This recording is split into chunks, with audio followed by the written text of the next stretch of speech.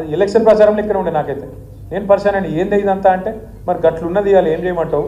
కాంగ్రెస్ మీద కోపం గంతున్నది మన మీద ప్రేమ గంతుంది అయ్యో పొరపాటు అయిపోయింది పోతే మా ఎమ్మెల్యే పోతారు అనుకున్నాం కానీ కేసీఆర్ పోతారు అనుకోలేదు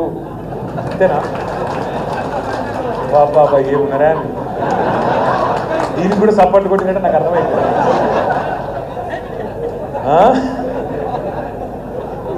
పోతే మా ఎమ్మెల్యే పోతారు అనుకున్నాం కానీ కేసీఆర్ పోతారు అనుకోలేదే ఇక మరి మీ ఎమ్మెల్యేలందరూ వెనక కేసీఆర్ ఎట్లుంటాడు నాకు అర్థం కాదు కాబట్టి మనందరం కూడా ఇక గవర్ని అందుకే ఇవన్నీ నేర్చుకోవాలి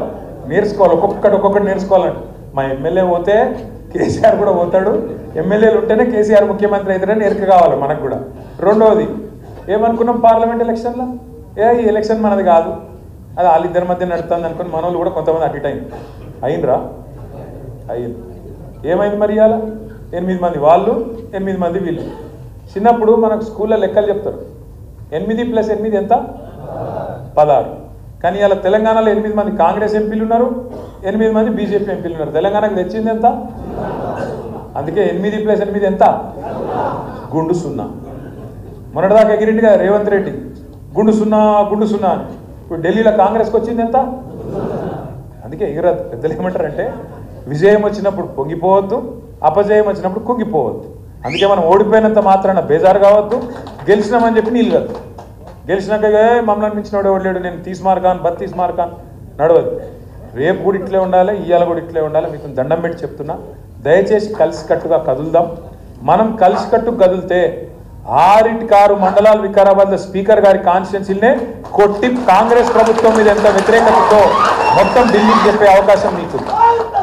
కొడంగల్లో కొట్టినాం అనుకో 5-6 కాన్స్టిట్యున్సీ ఎల్లుండి పోతున్నాం మేమందరం కొడంగల్లో వస్తారా మీరు లేదా ఆడికి వస్తారట రైట్ చలో కొడంగల్ అందరం పోదాం ఎందుకంటే వాళ్ళు వచ్చి మన వాళ్ళ దగ్గరికి పోదాం పోయి అక్కడ లగచర్ల తాండా ఏమైంది రోడ్డుబండ తాండా ఏమైంది హకీంపేట ఏమైంది అక్కడనే మాట్లాడదాం రేవంత్ రెడ్డి ఇలాకాలనే ముఖ్యమంత్రి కాన్స్టిట్యున్సీలనే అందులోకే పోదాం అక్కడనే అడుగుదాం మరి ప్రజలు ఎవరికి ఓటేయాలనో వాళ్ళనే చెప్పమందాం మిమ్మల్ని కూడా నేను కోరేది అంటే 6 మండలాలు ఉన్నాయి ఒక మున్సిపాలిటీ మీరు దయచేసి ఇంట గెలిచి రచ్చ గెలవాలి మీ నాయకుడు మీ ఇన్ఛార్జి జిల్లా పార్టీ ప్రెసిడెంట్ ఆయన తాండూరు తిరగాలి పరిగి తిరగాలి అక్కడ తిరగాలి ఇక్కడ తిరగాలి కానీ మీరు ఎక్కడోళ్ళు అక్కడ మీరు కనుక మండలాల వారీగా సమన్వయంతో పనిచేస్తే రేపు ఎంపీటీసీలు సర్పంచులు జెడ్పీటీసీలు రేపు మనోడే జిల్లా పరిషత్ చైర్మన్ అయిననుకో మళ్ళీ వికారాబాద్